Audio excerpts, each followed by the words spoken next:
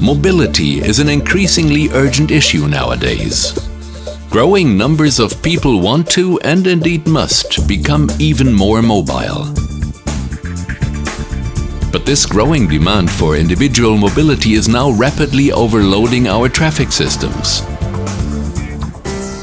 The solution, which has always been obvious but is set to become more incontrovertible than ever, is public transport, relieving the pressure on our roads and environment as it does.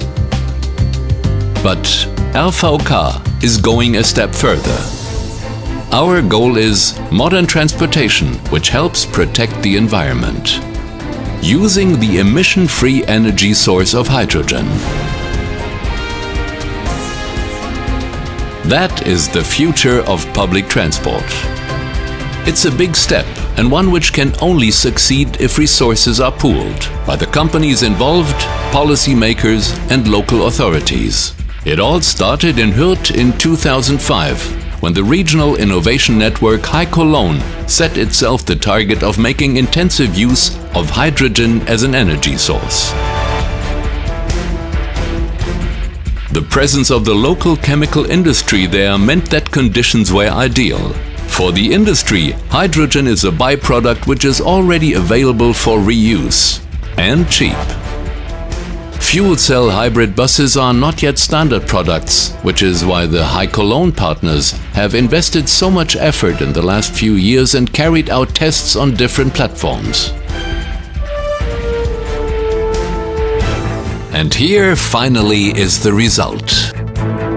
May 6, 2011. In a national press conference, RVK's first fuel cell hybrid bus was introduced. Attended by a large number of both local and national political and business VIPs, the maiden voyage started at the central bus station in Hecht. But it was quite a long way to get there. Production of the first fuel cell hybrid buses for RVK began in 2009. APTS, Advanced Public Transport Systems, based in Helmond in the Netherlands, is located in one of the main centers of automotive development in Europe. The bodies and technology of the vehicles are given tangible form in the computer.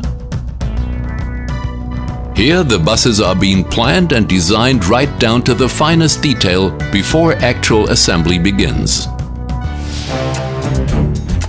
This is how it all starts. The body shell. The bodies look like this when they're delivered and are then fitted out to order. Intelligent production management and perfectly coordinated logistics allow certain processes to be carried out in parallel. This reduces construction times and increases efficiency.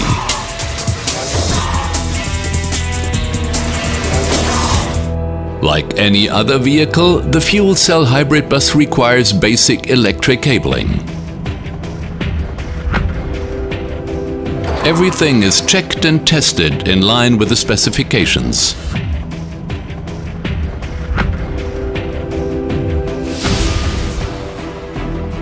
But this is where the first difference becomes apparent. The tanks. For the hydrogen. For the fuel which provides the energy, but with zero emissions.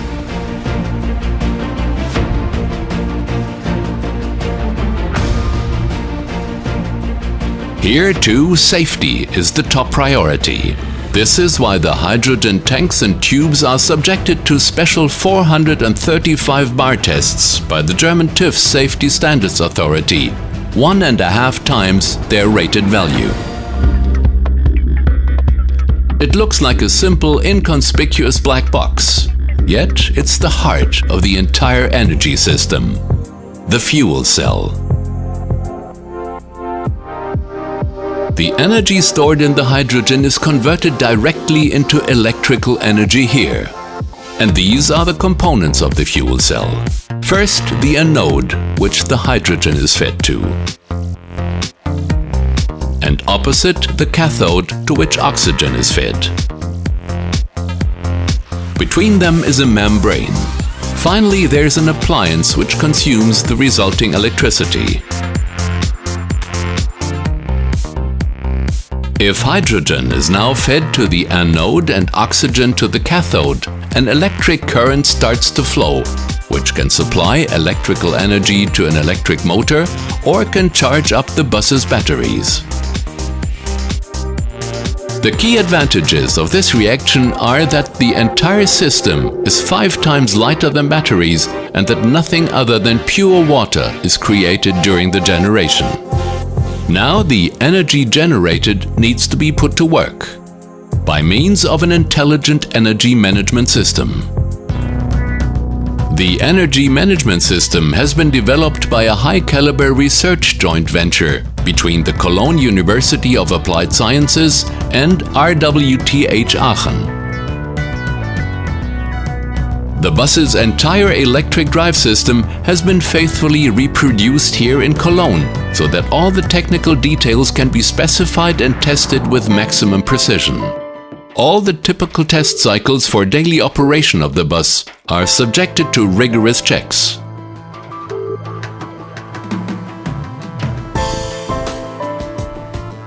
Once everything has been optimized, the software is uploaded to the bus where it's ready for use on the road. Batteries and high-performance capacitors, or supercaps, are fitted alongside the fuel cell to provide power.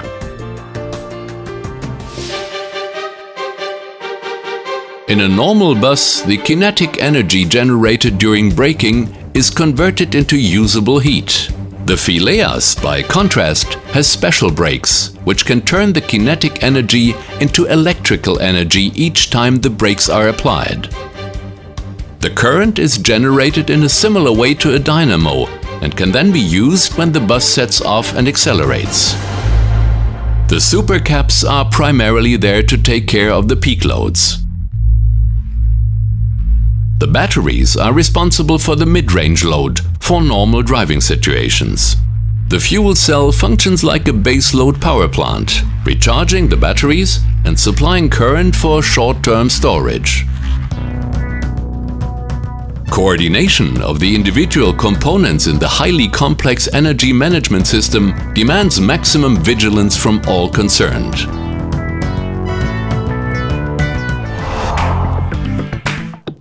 Setting up, taking measurements, checking, comparing values, final programming.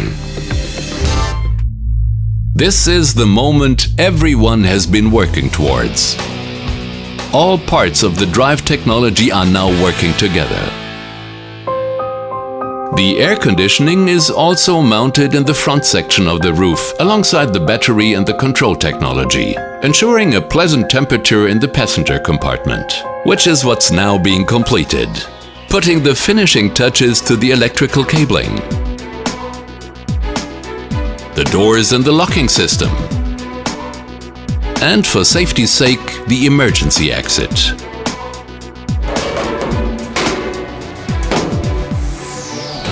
At this early stage of construction, you can see just how this 18-meter-long bus manages to negotiate even the tightest of bends. The articulated joint is what makes it possible. The driver's cab is now finished too, the command center of this highly complex transport system. It's been a long journey from the first computer drafts through to the first test drive.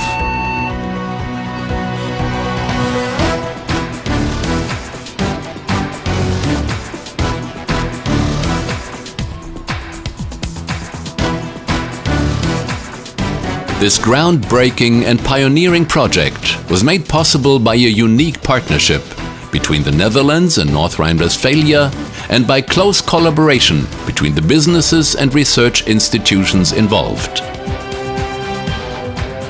All working towards one goal, that of creating clean public transport with low noise emissions and no harmful emissions whatsoever. Tomorrow's technology today, turning a vision into reality. Hydrogen, the emission-free energy source of the future, being exploited already today.